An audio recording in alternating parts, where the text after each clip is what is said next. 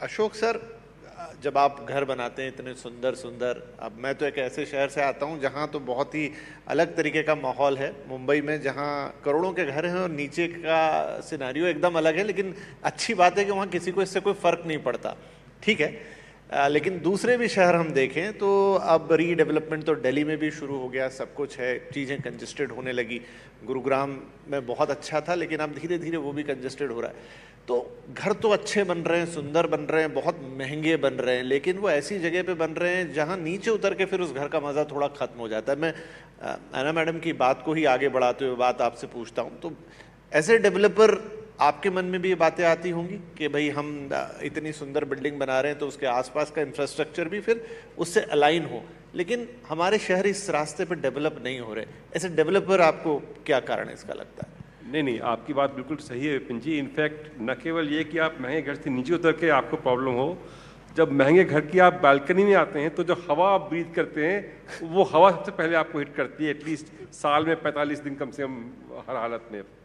So clearly कुछ जो चीज़ें हैं ये एक्चुअली शायद इकोनॉमिक स्टेटा को कट करती हैं, चाहे वो क्लीन एयर और सस्टेनेबिलिटी की बातें हों, चाहे वो ट्रैफिक और की बातें हों, चाहे वो कनेक्टिविटी की बातें हों।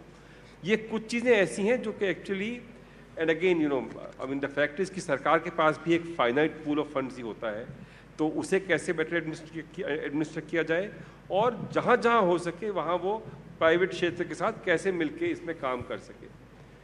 एक चीज़ जो कि बड़ा इम्पॉर्टेंट होता है, specially you know on the ground cleanliness और ट्रैफिक कनेक्टिविटी, उन चीज़ों के लिए कि मोस्ट शहरों में हमारी जो म्यूनिसिपल गवर्नेंस है वो अनफॉर्चुनेटली उस लेवल की नहीं है जो होनी चाहिए।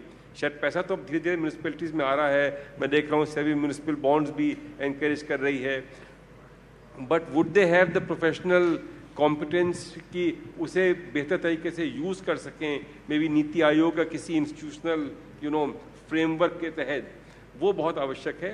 बट आप सही कह रहे हैं कि इंफ्रास्ट्रक्चर, कनेक्टिविटी और सस्टेनेबिलिटी एक ब्रॉड वर्ड है, but definitely clean air and clean water का एक्सेस, ये तीन चीज़ें तो ऐसी हैं जिसपे अब ऑलमोस्ट एक वॉर फुटिंग पे काम होने की आवश्यकता आ गई है। राइट। अदरवाइज हालांकि हम खुद एक लग्जरी हाउसिंग कंपनी के वो हैं, लेकिन वो एक आइलैंड्स रहेंगे, उनका जो जॉइनिंग इकोसिस्टम है वो बहुत लैक करता रहेगा।